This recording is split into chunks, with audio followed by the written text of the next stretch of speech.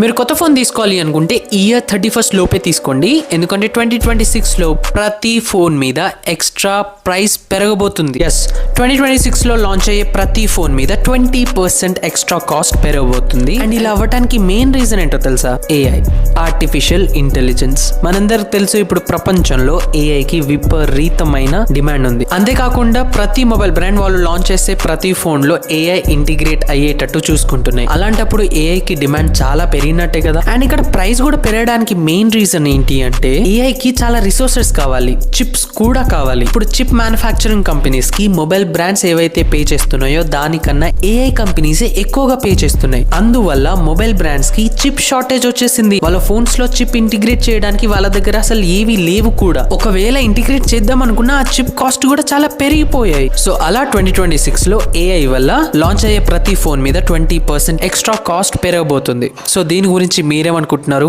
అయినా మన ఫోన్స్ లో ఏఐ ఇంటిగ్రేటెడ్ గా ఉండడం అంత ఇంపార్టెంట్ అంటారా? కింద కామెంట్ చేయండి. ఇలాంటి టెక్ ఇన్ఫర్మేటివ్ వీడియోస్ కోసం నన్ను ఫాలో చేసుకోండి.